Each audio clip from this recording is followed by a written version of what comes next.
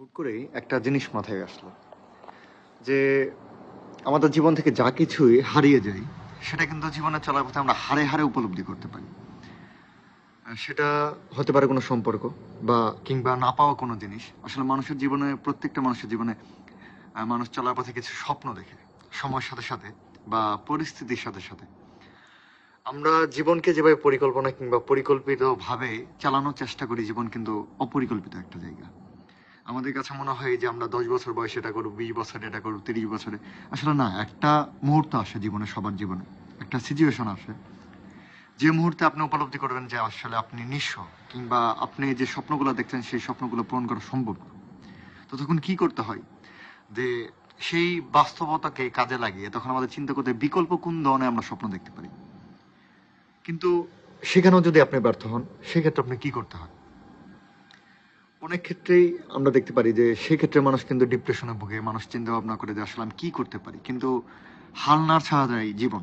আসলে আমি যদি হালটা ছেড়ে দিই তাহলে আসলে মনে হয় না যে জীবনে কোনো কিছু অর্জন করা সম্ভব, কিংবা কোনো কিছু প্রাপ্তি, কিংবা কোনো কিছু দিয়ে সেই আক্ষেপ কিংবা ক্ষোভটা আমরা কোনোদিন সেটা আসলে পরিলক্ষিত করতে পারবো না, কিংবা সেটা আমরা পিছু টান, কিংবা সেই মায়াটা কিন্তু সবসময় থেকে যায় এবং রয়ে যাবে, এটা সারা জীবন এটা বিদ্যমান থাকে সবার জীবনে।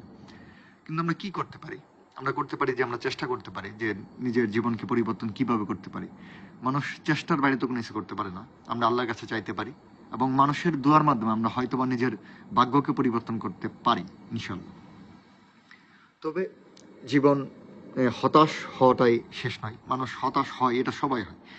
এমন নয় যে আসলে কেউ হতাশ হয় না। প্রত্যেকটা সফল ব্যক্তি হতাশ হয়েছে এবং যখন তার খারাপ সময় এসেছে তখন হয়তো বা সঠিক সিদ্ধান্তটা সেখান থেকে এসেছে, আসলে আমার করণীয় পদক্ষেপটা কি।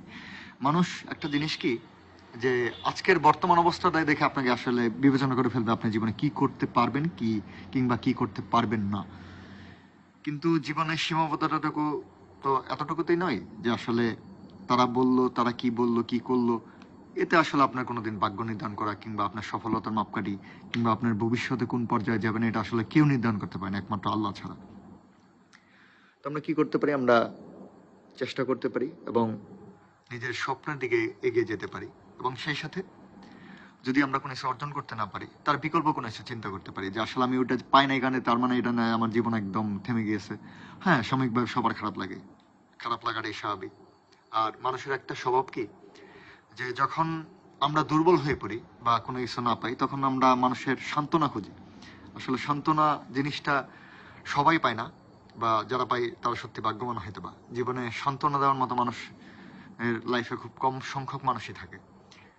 তো সবার জন্য আমি আশা করি যে সবাই সবার কাঙ্ক্ষিত লক্ষ্যে পৌঁছে যাক, সবার জীবনে সফলতা আসুক, সবাই জীবনে ভালো কিছু করুক, সবার জীবনে উদ্ভাসিত হোক এবং সবাই আলোড়ন সৃষ্টি করুক, সেই প্রত্যাশা রেখে সকলের শুভকামনা করে আমি আমার কথা শেষ করছি। ধন্যবাদ। সবাই ভালো থাকবেন, সুস্থ থাকবেন।